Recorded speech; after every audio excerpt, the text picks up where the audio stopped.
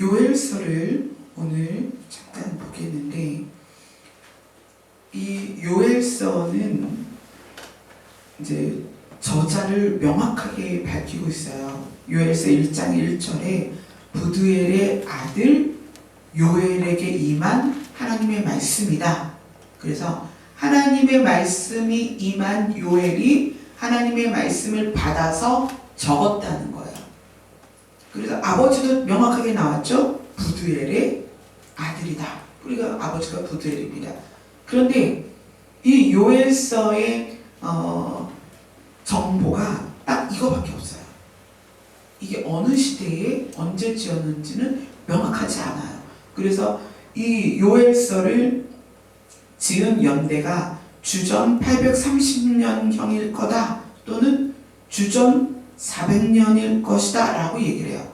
자, 만약에 주전 400년이다 라고 이야기한다면 말라기보다 더 늦게 나온 구약 성경이 되는 거예요. 그러니까 주전 400년이다 라고 이야기를 한다면 말라기 다음 책이 되는 거예요. 요엘이. 하지만 많은 사람들이 또 이거를 주전 830년이다 라고 이야기를 해요. 근데 저는 요엘서를 읽으면서 이거는 주전 400년경이 맞을 거다라고 생각을 해요. 그래서 말라기와 비슷한 시대에 어쩌면 말라기보다 조금 더 나중에 지어진 하나님의 말씀이 아니었을까라는 것을 저는 요번에 요엘서를 조명을 받으면서 그런 생각을 해보게 됐어요. 말라기보다도 더 뒤에 하나님이 요엘에게 말씀하신 게 아닐까. 그건 왜 그러냐면 요엘서 1장과 2장은 그 내용 안에 이스라엘을 향한 심판 그리고 이스라엘의 회복을 다루고 있어요. 근데 이 이스라엘의 회복을 말씀하는 내용이 다른 성경에도 많이 있습니다. 그런데 이 요엘서가 왜 말라기 때에 지어진 말씀이라고 생각을 하냐면 이 요엘서에 나온 이스라엘의 회복에 대한 것이 지금 이스라엘이 나라를 세워서 회복한 그것을 조명하고 있기 때문에 그래요. 그러니까 여기에서 나오는 이스라엘의 회복은 다시는 이스라엘이 흩어지지 않을 완전한 회복을 말씀하고 계세요. 그래서 제가 이 요엘서를 처음부터 쭉 읽으면서 이것은 지금 우리가 보고 있는 이스라엘 나라를 조명하고 있구나. 그렇다면 오늘 본문에 2장 28절부터 우리가 본문을 봤죠. 그 후에 내가 내 영을 만민에게 부어주리니. 그럼 그 후에가 무엇이냐는 거예요. 그 후에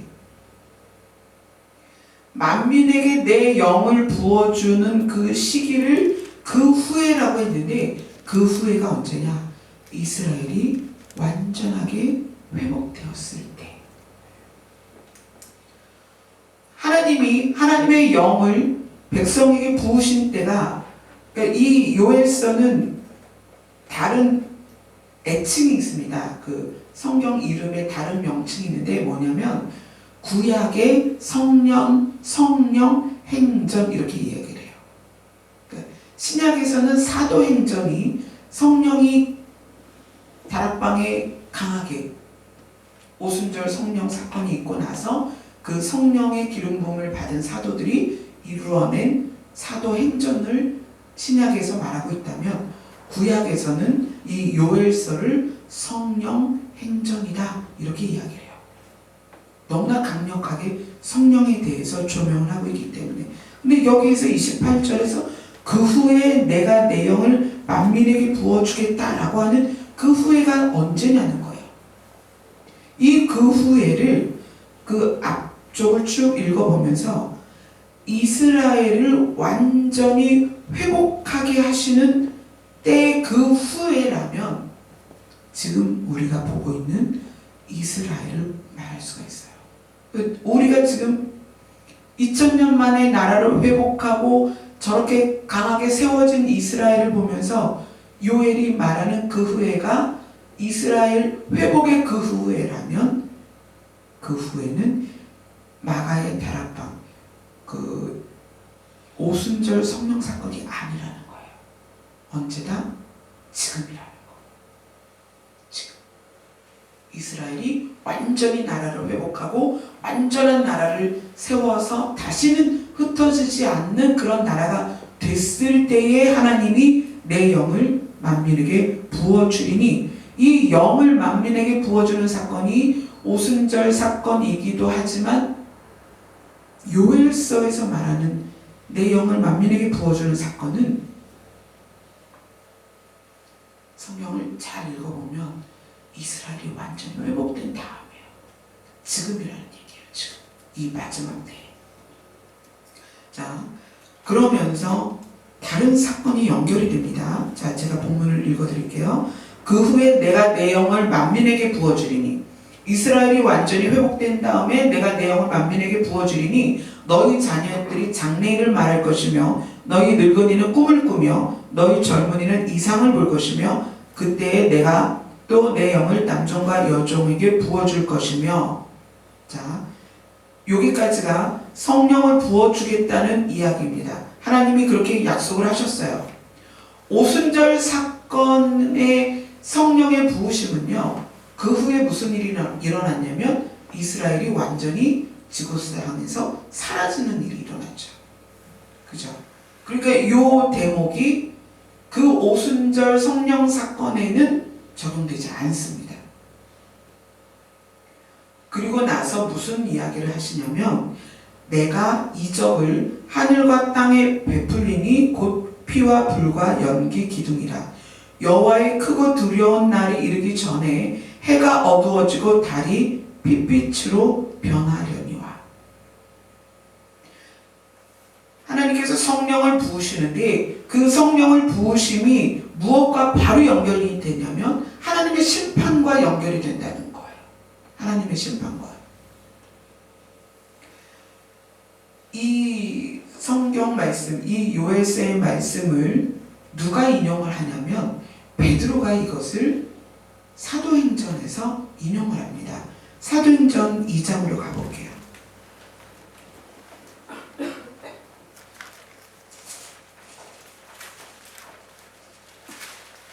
사도행전 2장.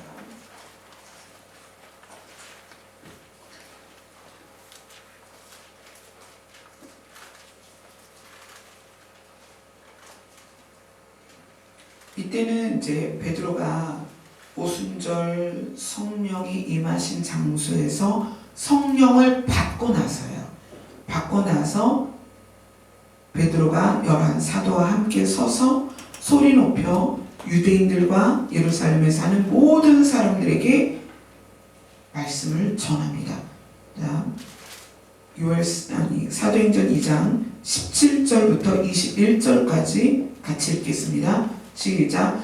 하나님이 말씀하시기를 말세에 내가 내 영을 모든 육체에게 부어주리니 너희의 자녀들은 예언할 것이요 너희의 젊은이들은 환상을 보고 너희의 늙은이들은 꿈을 꾸리라.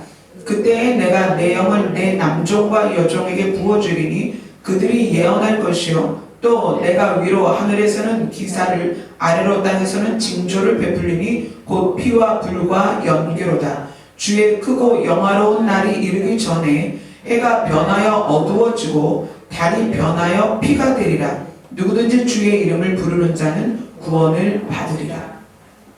자, 요엘서에 나와 있는 것을 베드로가 그대로 인용을 하는데 사실은 그대로 인용하지는 않았어요. 부분이 조금은 다릅니다. 자, 요엘서에서는 뭐라고 말하냐면 그 후에 내가 내 영을 만민에게 부어줄 것이다 그랬는데 베드로는 뭐라고 말하냐면 말세에 내가 내 영을 부어줄 것이다 이렇게 이야기를 합니다. 왜 이렇게 이야기를 하느냐? 베드로는 예수님이 승천하시는 모습을 봤습니다. 그죠? 부활하시고 승천하시는 걸 봤고요. 예수님이 베드로에게 또 거기에 서 있는 제자들에게 얼굴과 얼굴을 대면하고 예수님이 그렇게 말씀하셨습니다. 내가 너희들 거처를 마련하러 갈 거야. 그리고 마련이 되면 올 거야. 올 거야 라는 이야기를 베드로는 예수님께 직접 들었습니다. 그러면 그 베드로에게 예수님의 오심은 2000년 기간이 아니에요. 베드로 입장에서 예수님의 오심은 자기가 살아있을 때 예수님이 올 거라고 생각한 거예요. 그런데 베드로가 성령을 받았잖아요. 그러니까 요엘서에서 말하는 성령 사건이 베드로가 지금 성령을 받은 사건과 연결이 된 거예요. 베드로에게는. 그리고 베드로에게는 지금이 말세인 거예요. 왜죠? 그리스도인들이 심하게 탄압을 받을 때였고요. 또 자기는 성령을 받았어요. 예수님은 곧 오신다고 그랬어요. 이 모든 것이 말세와 너무나 정확하게 들어맞기 때문에 이 베드로는 요엘서 말씀을 자기 시대에 적용해서 지금이 말세다. 그리고 요엘서에서 얘기하는 그 여러 가지 사건들을 본인이 적용을 하죠. 그래서 요엘서에서 31절은 뭐라고 말하냐면 여호와의 크고 두려운 날이 이르기 전에, 요엘서는 심판을 말하고 있습니다. 그런데 베드로는 어떻게 말하냐면 주의 크고 영화로운 날이 이르기 전에, 주의 크고 영화로운 날이 이르기 전에는 뭐냐면 베드로는 주의 오심에 이 말씀을 적용하고 있다는 거예요. 요엘은 마지막 심판에 이 말씀이 적용이 됐고요. 베드로는 이 말씀이 주의 오심에 적용이 되는 거예요. 그러니까 베드로 입장에서는 예수님이 베드로에게 직접 말씀하신 거예요. 나 금방 올 거야. 그러니까 베드로는 정말 예수님 금방 오실 거야. 그 예수님이 오시는 날이 베드로에게는 심판이 아니라 정말 영화로운 날이거든요. 그러니까 요엘서의 이 말씀이 누가 어디에 어떻게 적용하냐에 따라서 베드로에게는 주의 오심, 말세, 주의 오시는 영화로운 날에 요엘서가 적용이 됐다는 거예요. 하지만 안타깝게도 이 말씀을 전하고 나서 이스라엘은 지구상에서 사라졌습니다. 그리고 2000년 만에 이스라엘이라는 나라가 다시 생겨나죠. 이걸 생각해 보면 요엘서의 말씀은 사실은 오순절의 성령 강림 사건이 아니라는 거예요. 이스라엘이 완전히 회복되고 그 다음에 있을 성령 사건이에요. 그러니까 우리가 경험해야 될 성령 사건이죠. 자, 그런데 여기서 말하는 주의 크고 영화로운 날이 이르기 전에 해가 변하여 어두워지고 달이 변하여 피가 되리라. 요엘서가 그렇게 말하고 있죠. 여호와의 크고 두려운 날이 이르기 전에 해가 어두워지고 달이 핏빛같이 변할 것이다. 이것은 뭘까요? 물론 실제적으로 그렇게 될 수 있습니다. 해가 어두워지고 달이 변할 수 있어요. 실제로. 그런 실제 사건이죠. 또 다른 의미가 있습니다. 태초에 하나님이 혼돈과 공허하고 흑암이 있는 이 땅, 이 세상에 하나님께서 빛을 명하여 빛이 생기게 하셨습니다. 이것은 근원의 빛이다. 제가 그렇게 말씀드렸어요. 그리고 그 근원의 빛은 어떤 속성이 있느냐? 살리는 속성이 있다. 생명이 살아가도록 생명을 살리는 속성이 있다라고 전에 말씀을 드렸습니다. 이 근원의 빛이 생기고 나서 태양과 달이 생기기 전에 이미 태양과 달은 그 넷째 날에 만들어졌잖아요. 그 전에 이미 나무도 있었고 식물이 있었다는 얘기예요. 그 성경에 보면. 그러면 근원의 빛으로 생명이 살 수 있다는 얘기예요. 태양이 달이 없어도. 자, 그거는 무슨 의미냐면 보세요. 이 근원의 빛이 생명력, 생명을 살게 하는 이 속성이 우리 지구상에서 심해를 가보면 이 심해는요 얼마나 깊은지 빛이 한 점도 들어가지 않습니다. 또 동굴을 탐사해 보면 이 동굴은 빛이 전혀 들어가지 않는 아주 깜깜한 동굴이에요. 그런데 그 동굴을 탐사해 보면 생명체가 있어요. 과학적으로는 태양의 빛으로 세상에 생명체가 산다고 이야기를 해요. 그러면 태양의 빛이 들어가지 않는 곳에는 생명체가 없어야 그 말을 증명할 수 있습니다. 그러나 바다 깊은 심해에는요, 진짜 태양빛이 들어갈 수 없어요. 그런데 그곳을 들어가서 탐사한 사람들이 그 안에 있는 생명체들을 발견합니다. 그리고 그 캄캄한 동굴, 빛이 한 점도 안 들어가는 그 동굴 안에 생명체가 있다는 거예요. 그러면 태양이 아니면 생명이 살 수 없다라고 과학자들은 얘기하는데, 그 심해의 생명체와 동굴의 생명체는 어떻게 살아있냐는 거예요. 창세기 1장 4절에 보면 하나님은 빛이 창조된 상태에서 두 광명체를 만드십니다. 태양과 달을 만드세요. 그리고 그들에게 낮을 주관하고 밤을 주관하게 하면서 하나님의 근원의 빛, 그것을 대리자로 대리하게 하십니다. 그러니까 태양의 빛으로 생명체가 사는 게 아니에요. 하나님의 근원의 빛으로 생명체가 사는 것입니다. 그래서 그 동굴 안에서 태양의 빛이 없어도, 그 바다 심해 속에 태양의 빛이 없어도 생명체가 사는 것은 근원의 빛에 의한 생명의 살아남이에요. 그런데 그 근원의 빛이 두 광명체, 태양과 달에 의해서 대리되어서 그들이 빛의 대리자로서 이 땅에 빛을 나누어 주고 있는 거예요. 낮에는 태양이, 밤에는 달이. 또 공전을 통해서 어떤 곳은 여름으로 더 많이 태양빛이 가고요. 또 겨울로 태양빛이 좀 멀어지면 추워지죠.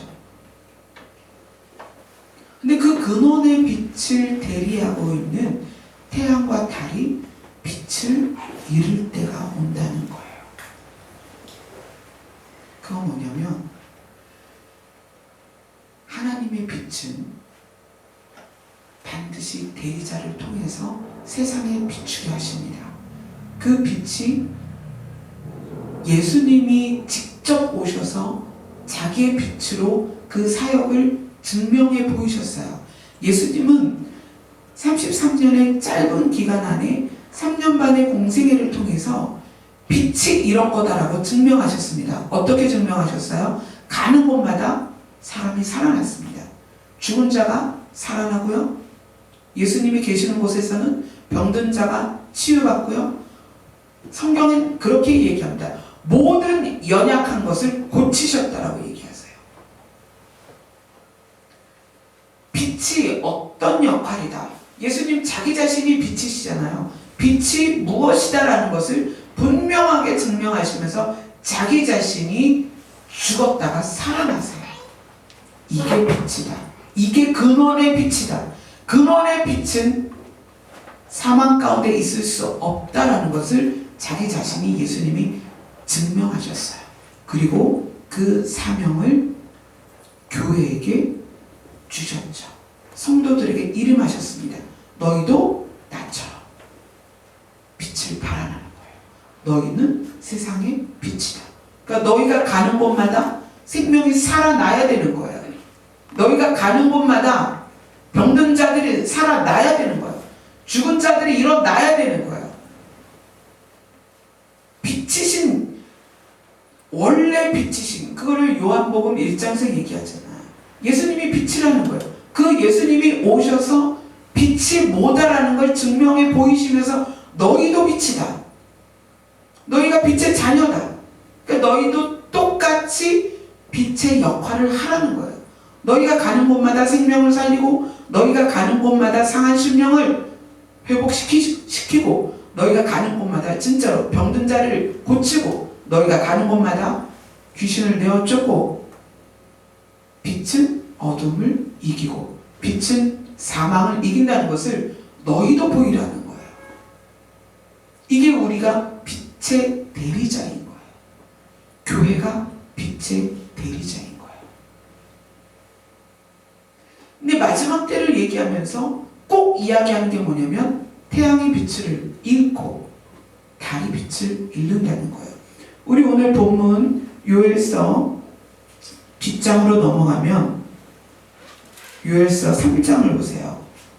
요엘서 3장 14절 15절을 같이 읽겠습니다. 요엘서 3장 14절 15절입니다. 시작. 사람이 많음이여 심판의 골짜기에 사람이 많음이여 심판의 골짜기에 여호와의 날이 가까움이로다. 해와 달이 캄캄하며 별들이 그 빛을 거두도다. 왜 하나님의 심판 때에는 하나님의 심판 이것은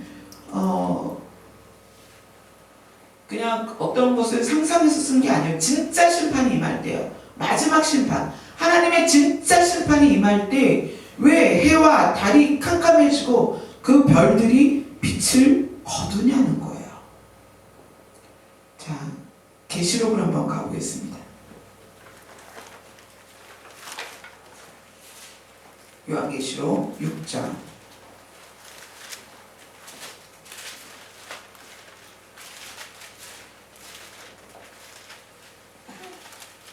12절부터 14절까지입니다.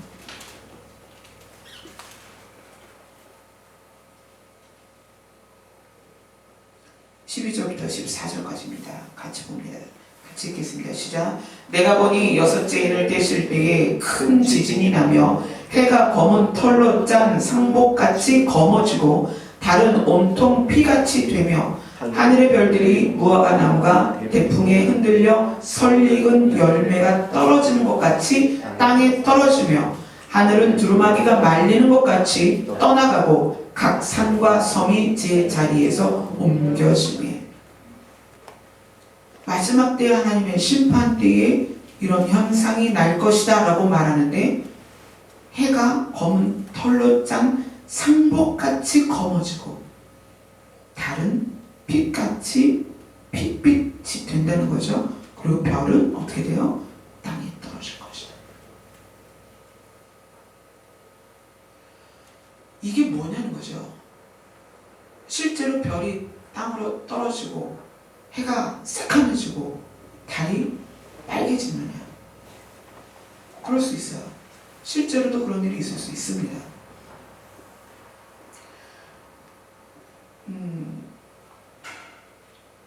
화요일 날 밤 8시에 일본에서 어떤 어르신 한 분이 비행기 타고 오셨어요. 그 일본에서 오신 어르신은 연세가 아주 많으세요. 그래서 일본에서는 계단 하나로 못 내려가셨대요. 그 계단 하나 내려가기가 힘들 정도로 무릎이 안 좋으시고. 근데 그분이 계속 꿈을 꾸면서 이 마지막 때에 대한 것을 우리가 지금 뭐 세상 사람도 말세야 마지막이야 얘기하지만 그분은 이제 어르신이 연세가 많으신 어르신이 그 마지막 때에 대한 꿈을 계속 꾸시니까 정말 마지막 때구나. 근데 이분이 꾸신 꿈 중에 저랑 동일하게 꾼 꿈이 뭐냐면 인공위성이 지구로 자꾸 떨어지는 거예요. 저도 그 인공위성이 떨어지는 꿈을 꾸면서 지구의 어떤 그 우주의 균형을 맞춰가는 균형들이 깨지나 보다 이런 생각을 한 적이 있었거든요. 근데 그 어르신께서 인공위성이 하늘에서 자꾸 떨어지는 꿈을 꾸신다는 거예요. 그리고 큰 지진이 나는 꿈도 꾸고 큰 전쟁이 나는 꿈도 꾸고 이러시면서 당신이 이제 살 날이 얼마 안 남으셨고 또 정말 그러한 마지막 때가 임박해서 예수님이 오신다면 내가 살아서는 저를 못 보겠구나 이런 생각을 하셨대요. 그래서 그날 비행기를 타고 오셨어요.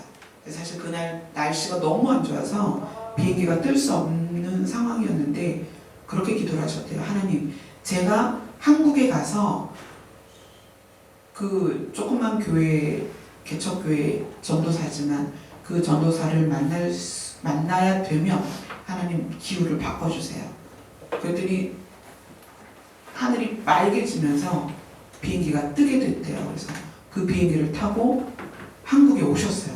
근데 제 전화번호도 모르고 아는 거라고는 민족 성실교회 그리고 제 이름밖에 모르시는 거예요. 그래서 택시를 불러가지고 호텔 앞에서 택시를 타시면서 이제 구리시에 민족 성실교회를 가야 된다. 근데 첫 택시가 안 간다고 그러시는데요. 그래서 다시 기도했대요. 하나님, 제가 여기를 가야 되는데 여기 한국까지 왔는데 사실 전화번호도 모릅니다.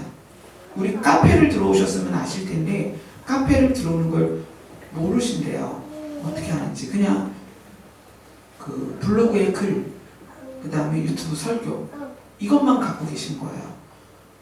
그래서 두 번째 택시가 오기 전에 기도를 하셨대요. 하나님, 나를 인도해달라고. 그래서 두 번째 택시가 딱 오더니 이마저마하다고 사연을 이야기했더니 타시라고 모셔다 드리겠다고. 기적같이요. 우리 교회 문 앞에 내려주셨어요. 그리고 문 앞에 내려주시면서 그분이 기다리고 계셨어요. 다시 호텔로 돌아가셔야 되니까. 그래가지고 앉아서 길게 얘기한 것도 아니에요. 저 복도에 서서 10분 정도 얘기하고 가셨어요. 원래 이제 그 어르신께서 사시던 곳이 제주도라고 그러시더라고요. 그래서 당신이 이제 제주도에 갈 거고 제주도에서 월요일날 다시 일본으로 갈 거다. 그러면서 하나님께서 우리 교회까지 인도해 주셨고, 그리고 일본에서는 무릎이 아파서 계단을 내려가기가 힘들었는데 여기 계단을 내려가시면서 이 다리가 내 다리가 맞는지 모르겠다고 그러면서 내려가셨어요. 그러면서 뜨겁게 한번 안아주시고 교회에다가 재정 헌금을 해주시고 그리고 가셨어요. 그 하늘에서 인공위성이 떨어지면 사실은 인공위성 자체로 떨어지지 않고요, 불덩어리로 떨어져요. 대기권을 통과하면서 그게 불이 붙거든요. 그래서 그랬는데 어제 인터넷 뉴스로 어디 미얀마인가요? 어디에 중국에서 쏘아 올린 인공위성인지 로켓인지 그게 떨어졌대요. 근데 크기가 엄청 크더라고요, 덩어리가. 근데 그게 떨어질 때는 이제 불덩어리로 떨어지지만 떨어진 다음에는 식으니까 보니까 거기에 중국 글씨가 써 있더라는 거예요. 두 조각이 떨어졌는데 하나는 엄청 크고 하나는 이제 작은데 뭐가 하늘에서 벌써 떨어지는 게 뉴스에 나오니까 그 어르신께서 오셔서 하신 말씀이 더 기억에 남는 거예요. 그분은 이제 바람처럼 오셨다가 바람처럼 가셨어요. 그런데 성경이 이야기를 합니다. 마지막 때에 별이 떨어질 것이다. 자, 마태복음으로 한번 가볼까요? 예수님은 뭐라고 말씀하셨을까요?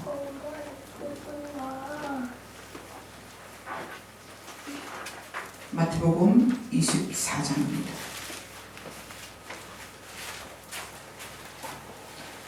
마태복음 24장 29절로 31절입니다. 여기는 예수님이 직접 하신 말씀이에요. 24장 29절로 31절입니다. 같이 읽겠습니다. 시작. 그날 환난 후에 즉시 해가 어두워지며 달이 빛을 내지 아니하며 별들이 하늘에서 떨어지며 하늘의 권능이 흔들리리라. 그때에 인자의 징조가 하늘에서 보이겠고 그때에 땅의 모든 족속들이 통곡하며 그들이 인자가 구름을 타고 능력과 큰 영광으로 오는 것을 보리라. 그가 큰 나팔 소리와 함께 천사들을 보내리니 그들이 그의 택하신 자들을 하늘 이 끝에서 저 끝까지 사방에서 모으리라. 하나님이 근원의 빛을 거두시면 해와 달이 어두워집니다. 별들도 떨어질 수밖에 없어요. 해와 달은 근원의 빛의 대리자예요. 해와 달을 만들기 전에 이미 생명이 살아났단 말이에요. 그 얘기는 근원의 빛으로 생명이 사는 거예요. 이 지구상에도 태양빛이 없는 곳에도 생명체가 있습니다. 그 얘기는 태양 때문에 생명체가 있는 게 아니에요. 근원의 빛 때문에 생명이 사는 거예요.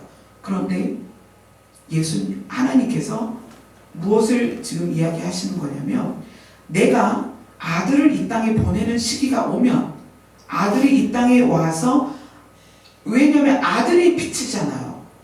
예수님이 빛이란 말이에요. 예수님이 이 땅에 올 때에는 태양과 달이 근원의 빛을 대리할 필요가 없는 거예요. 그러니까 빛을 잃을 수밖에 없죠. 그리고 별들도 그 근원의 빛을 잃고 나면 자기의 역할이 할 필요가 없어요. 그리고 또 하나는 어떤 의미가 있냐면 예수님께서 너희가 나처럼 해라 그러고 가셨잖아요. 나처럼 해야 너희가 내 제자야. 그건 뭐예요? 예수님이 근원의 빛으로 생명을 살리는 사역을 하고 가신 다음에 이제 내가 성령을 보낼 테니까 성령을 받아서 너희도 근원의 빛을 드러내라는 거예요. 그런데 마지막 때가 되면 많은 사람들이 근원의 빛을 떠납니다. 죄악 가운데 들어가기 때문에 교회들이 근원의 빛으로서 역할을 감당하는 것이 아니라 세상 것을 추구하게 돼요. 그럼 교회는 근원의 빛을 잃어갑니다. 그러면 태양이 근원의 빛을 잃었을 때에 어두워지는 것처럼 교회들이 어두워지는 거예요. 사역자가 하나님의 빛으로 사역하는 게 아니라 자기 의지와 자기의 노력과 자기의 뜻을 가지고 사역을 하게 되면 근원의 빛을 잃습니다. 그렇게 되면 어떻게 돼요? 사역자도 어두워지는 거예요. 빛을 잃는 거예요. 성도들이 근원의 빛에 의해서 살아가지 아니하면 반드시 어두워집니다. 그리고 그 어둠들이 어디에서 나타나느냐? 그 근원의 빛을 대리하던 해와 달이 어둠을 잃으면 별이 떨어지죠. 그 교회와 사역자가 하나님의 근원의 빛을 잃으면 성도들은 흔들리게 되어 있습니다. 갈 바를 알지 못해요.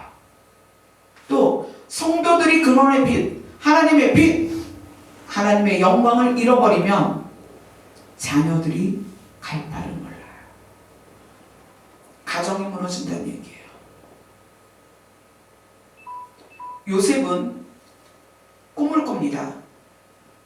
태양과 달과 별들이 자기에게 절하는 꿈을 꿔요. 그건 무슨 얘기냐면 아버지와 어머니와 형들이 자기에게 순종되었다는 거예요. 요즘 교회들이 어디에 순종을 하고 있죠?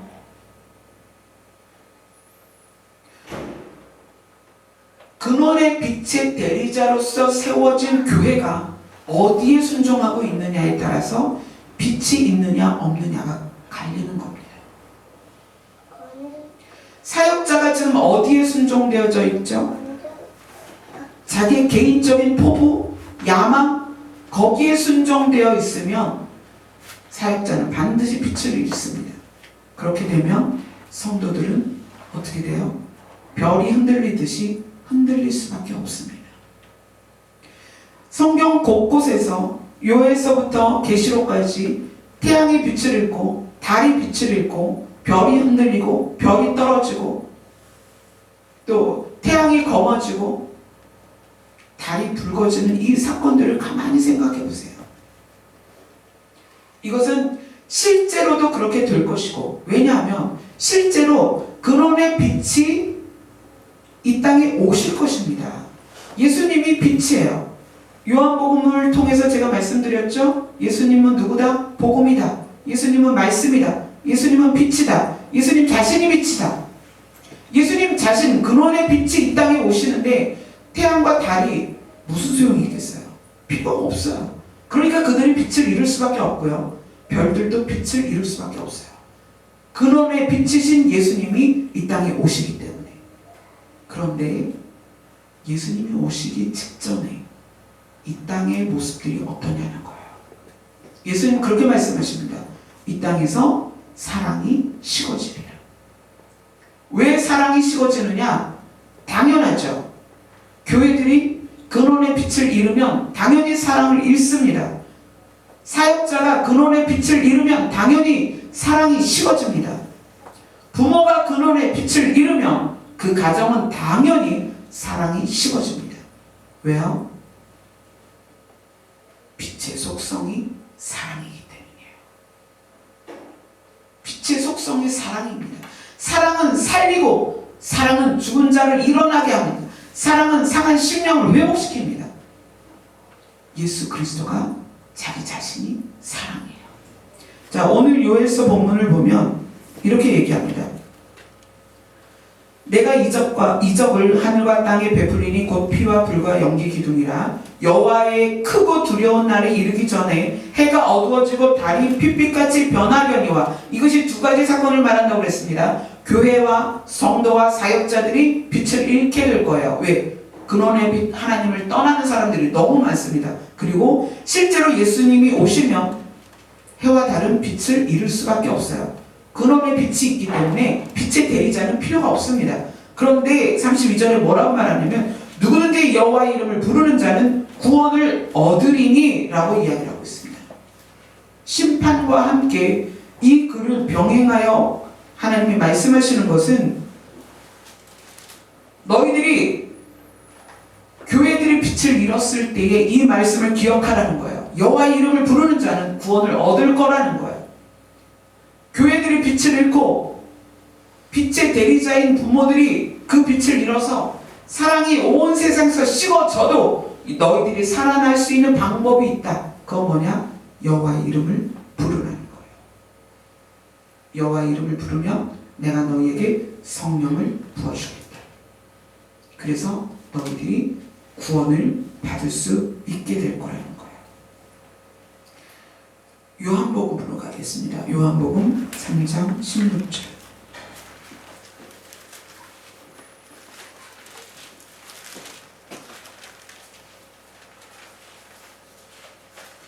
요한복음 3장 16절부터 18절까지입니다.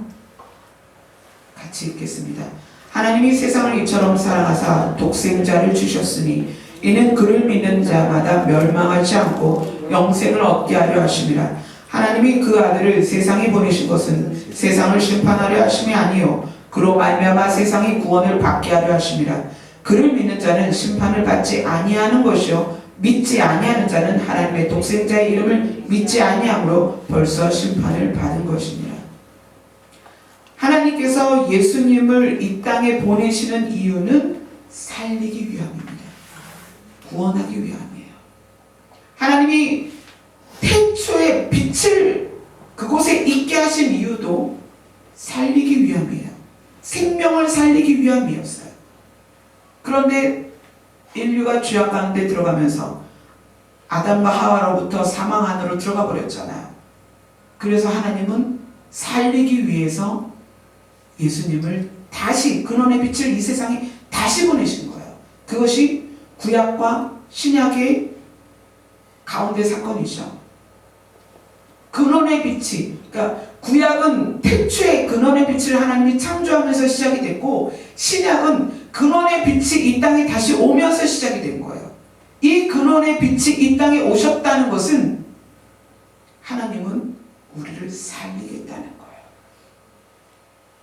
지난주에 제가 그런 말씀을 드렸습니다. 승리할 수 없다면 복음이 아니다.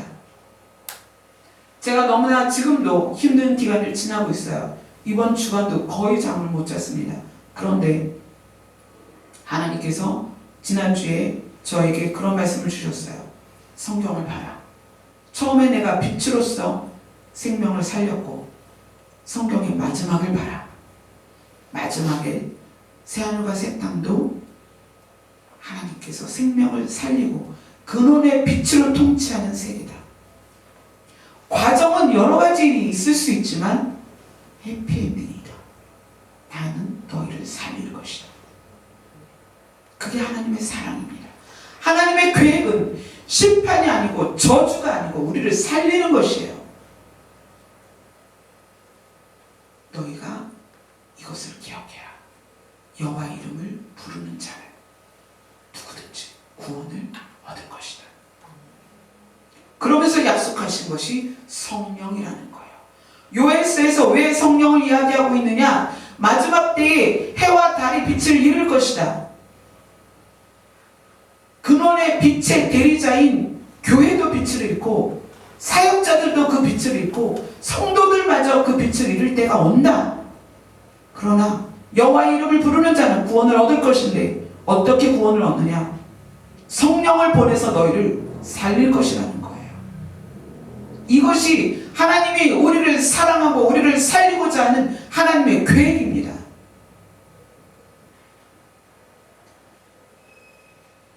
지금 반밖에 못했는데 시간이 12시간 넘어버렸네요. 사실은요, 어떤 분이 제 설교가 너무 짧대요. 여러분은 공감을 하시는지 모르겠는데 어떤 분이 그 얘기를 하세요. 들을만 하면 끝난대요. 설교를 좀 길게 해주실 수 없냐고. 근데 제가 생각할 때 여러분들이 1시간 정도의 설교를 감당하실 수 있을까 그런 걱정이 돼요. 제가 거의 한 40분까지는 설교를 하는데 이때쯤 되면 제가 이제 여러분을 걱정합니다. 우리 정 권사님 힘드실 텐데 다리 이렇게 올렸다 내렸다 하시는 게 지금 허리가 아프시다는 얘기예요. 우리 이렇게 연세 드신 분들을 보면 저희 어머니도 앉아 계시거든요. 힘드시거든요. 허리가 많이 아프시니까. 그래서 그 염려예요. 야, 말씀은 많이 드리고 싶은데 그래, 내가 드린다고 되는 게 아니야. 왜냐하면 성경이 그렇게 얘기하잖아요. 너희는 배울 필요 없어. 성령이 너희를 직접 가르칠 거야. 그래서 저는 그 말씀이 너무 위로가 돼요. 제가 하다가 끊고 짧게 전에도 제가 여러분을 살리는 게 아니거든요. 성령이 여러분을 가르치시고 성령께서 여러분을 인도하세요. 아멘 크게 하시는 거 보니까 설교가 이제 끝나도 된다는 말씀이에요. 진짜요. 사역자는요 정말 아무것도 아니에요. 뭐 아무것도 아니라고 해서 여러분 이제 저를 막 대할 건 아니잖아요. 어떤 분이 이제 다른 카페인데 그 카페에 올린 분이 고민을 올린 거예요. 다른 교회 전도사님이 오셔서 기도를 해주면서 헌금을 요구하더래요. 그래서 뭐 기도 받으려면 헌금을 드려야지. 그러고 헌금을 10만 원 드렸대요. 그때 그분이 당신에게는 조상죄, 부모죄가 너무 많아서 그 죄를 다 씻으려면 300이 필요하다는 거예요. 그래서 이분의 조상의 죄는 300만 원어치구나. 그래서 어떻게 해야 되냐고 그러면서 또 그 사역자가 금식을 요구를 했대요. 근데 아기 둘을 키우는데 아기 둘을 남편이랑 이제 주말 부부라 혼자 키우니까 얼마나 힘들겠어요. 또 모유를 먹이는 상태인데 금식을 하라고 막 호통을 쳐가지고 3일을 명령을 내렸는데 이틀밖에 못했대요. 그랬더니 하나님이 그래 하루는 깎아줬다고 이틀만 받으셨다고 그러면서 근데 그렇게 그 협박과 위협 막 이런 게 있다고 어떻게 해야 되냐고 자기는 이제 초신자인데 어떻게 해야 되냐고 문의를 올려서 사실 제가 댓글을 안 달거든요. 저희 카페도 댓글을 안 달고 블로그에도 댓글을 안 다는데 거예요. 또 그분이 전도사라네요. 그래서 제가 저도 개척교회 전도사인데요.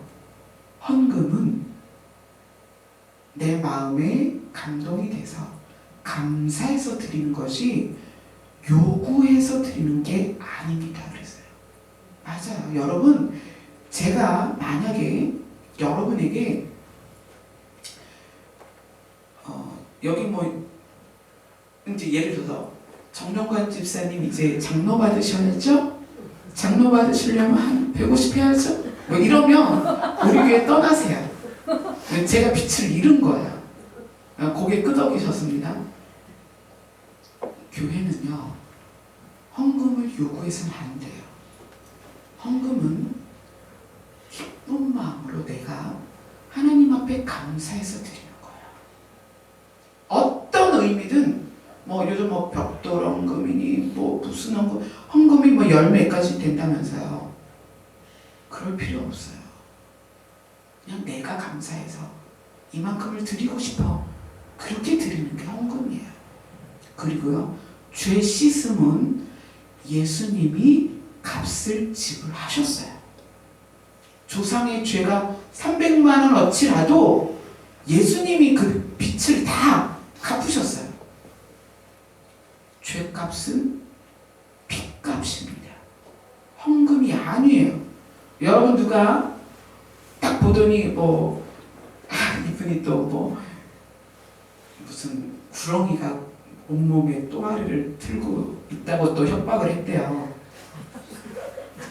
여러분, 빛은 어둠을 이깁니다. 내가 예수 그리스도의 이름을 부르면 그분이 근원의 빛이에요. 그 근원의 빛이 내 안에 임하면 뱀이 아니라 용도 달라붙지 못합니다. 그걸 믿으셔야 돼요. 여러분, 협박에 두려워하지 마시고요. 예수 그리스도가 근원의 빛이라는 걸 믿으셔야 돼요.